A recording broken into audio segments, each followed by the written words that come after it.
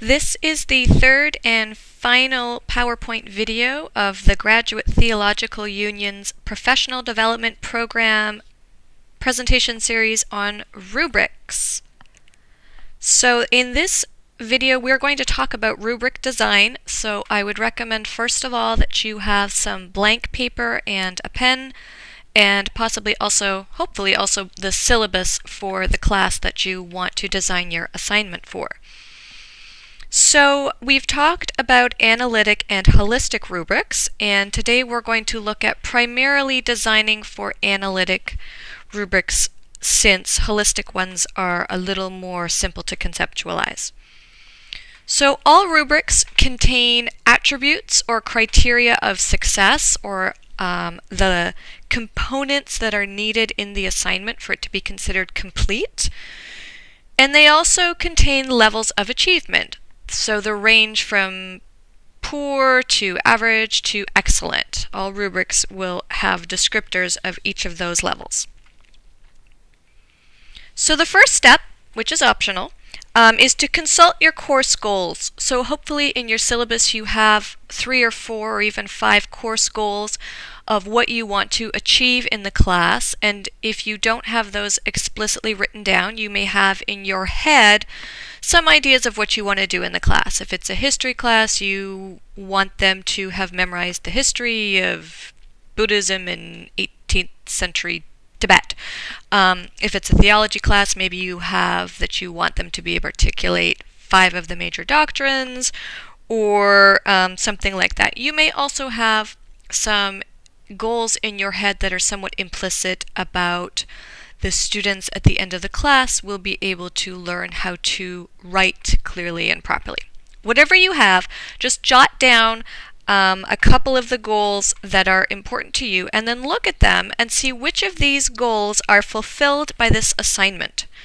So make a note on the side of which goals you want to consult while you're establishing your criteria for your assignment. And if your assignment does not fit with any of your goals, if your goals don't match up with anything you're doing in your assignment, you might want to change your assignment. It may actually not be as helpful as you thought it was. So next, we're going to list the attributes or criteria required by the assignment. So let's say you are designing a rubric for an essay. You want to consider the length. What is an acceptable length? What are the sources or the references or the bibliography for the assignment? You might consider an important component to be presentation. How does it look? Particularly if this is an oral presentation, this would be an important component. All assignments, of course, need to have content accuracy, evaluation. You might, if you're at a higher level class, add content analysis as a criteria or component necessary for the assignment. And organization. How do the ideas flow? That is probably an important component. So start with about 5 attributes. You can always build from there, but just while you're sketching out, start with 5. And put them in a grid or a table. If you just sketch out on your paper this table and then run the attributes or the components down the side if you like, or you could do it across the top, whichever one appeals to you. Although I would recommend that you keep them consistent for every assignment in your class, just so the students can easily understand the rubric that you're presenting them with. So you've got your components down the side, and again, pause if you need to actually write them down. And next we're going to establish the performance levels or the achievement levels. So usually I recommend starting with 4. So you start at the top, the most excellent, 100%, exceptional, outstanding level. The very good, you might consider that to be a B or a B plus, or something that exceeds the expectations or exceeds the requirements. You would have your very acceptable, good, this is a pass, you got it, move along. And you would have your poor. This would be something that doesn't quite meet up to the standards you're expecting. It's up to you if you want assignments that are graded as poor to be allowed to be rewritten. It's up to you. And finally, we have the fail level. Now you'll notice I said 4 performance levels and I have 5 here. But fail you might not consider to be a performance level. You don't have to necessarily even include this in your rubric. You might just say, well, if they get to poor, a poor is a fail or anything like that.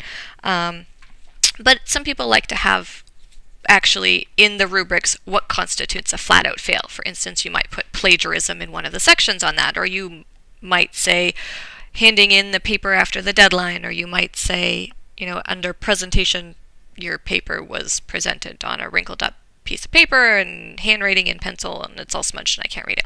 That's a fail. So next you would want to, if you need to, assign number values to each performance level that corresponds with your gradebook. And you don't have to do this. It does require math. So let's say you have an assignment that's worth 20%. And you have 5 levels of criteria. We had length, sources, presentation, content, organization. And then you have, let's say, 5 assessment levels that we have here on the slide: excellent, very good, acceptable, poor, and fail. And then you range them from 4 to 0 points. So excellent is 4 points, very good is 3 points, acceptable is 2 points, poor is 1 point, and fail is 0. So by doing it this way, when you go to add up your points, then you actually don't have to do any more calculations. Now, you might have software that does that all for you, which is great, but if you have to do it on paper, this is a way to do it.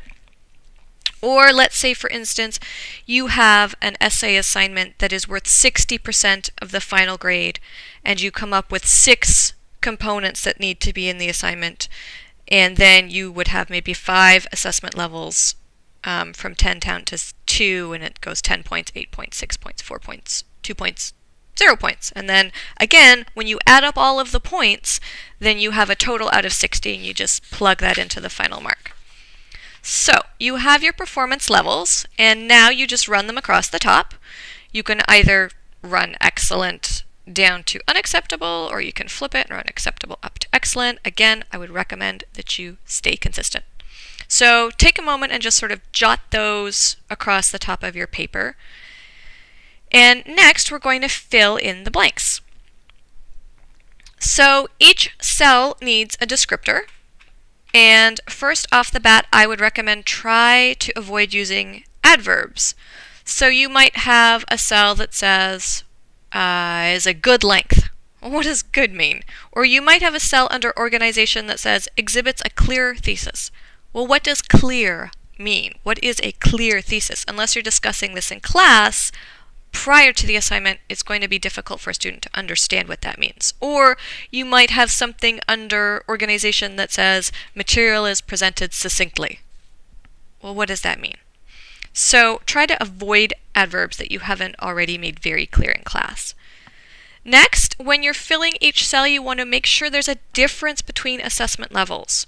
So this can be challenging, and assessing the difference between exceeds expectations and excellent can be tricky. So you might find that as you're filling these cells out, you end up either reducing the levels of achievement you have, maybe getting rid of the sort of middle category of exceeding expectations, or you may find that you actually need to expand the number of levels that you have. Maybe there's some nuance between meeting expectations and exceeding expectations that you need to build in there. And that's fine. So finally, you want to be explicit about your expectations, and I keep emphasizing this over and over again. But imagine that you have students who want to earn the best possible grade they can. They want 100%, and there are students like that. So how can you describe the assignment details so that they can do that? And if you're explicit in your rubrics, you don't have as many students come out saying, I don't understand what I'm supposed to be doing here. Well, what does a good one look like? Or how does this work? Or try to be as explicit as you can. So we've got our grid. So we've got across the top, we've got our points. And so now we're going to fill in. So for our length criteria, on the top line I've got page numbers if it's an essay, and the bottom line I've got minutes if it's a video presentation. And just for reference, 1-page double-spaced 12-point font piece of written material usually comes out to about 2 minutes of spoken material. So if you are trying to look for something comparable, a 10-page paper and a 5-minute video will give you approximately the same amount of content. Just for your information. So next we have our sources. That was one of the criteria that we'd come up with in the beginning, and here it's very clear the level of differentiation between excellent, exceeds expectations, meet expectations, and I've included in here the difference of how many primary sources you need, how many secondary sources you need, and citation format. And then finally, you'll see at the very end, under the unacceptable level, we have no primary sources, no sources are cited, plagiarism is evident. And you might want to, for yourself, just say that's a flat-out fail of the paper, or you might say, everything else is fantastic, so they get a 0 for this, but they get a 2 or a 3 for the other ones. Presentation. So this is a presentation model for a paper assignment, and you might decide that you don't care what the paper actually looks like, and so you might remove that as a component, although you may also want to keep something about spelling or grammatical errors if that's important to you. If you have a sub-goal of teaching students to write properly and encouraging them to have proper grammar and build on their writing skills, you might want to leave this in, but that's up to you. So content is the next one we have, and you'll see here that we're starting to get into some of the tricky bits about differentiating among levels, but what I want to highlight here is when you get to the content level and to the real meat of the assignment, there are 3 different ways to fill out these cells. The first is to start with what you consider to be the ideal assignment. What does that look like? What's perfect? And fill out that cell, and then work your way across to what is a complete fail. What would you not accept under any circumstances? And that would be the unacceptable level. The second way is to flip that, to start with what you consider to be a failing assignment, and then to work your way up to what you consider to be the perfect. And then the third way of developing the criteria assessment is to start with what you would consider average, the middle, the meet expectations. So you start with the content is mostly accurate and relevant, and it includes materials from class, and then you move towards the extremes, and you sort of fill in bits and pieces as you go. So those are the 3 ways you can fill in those cells.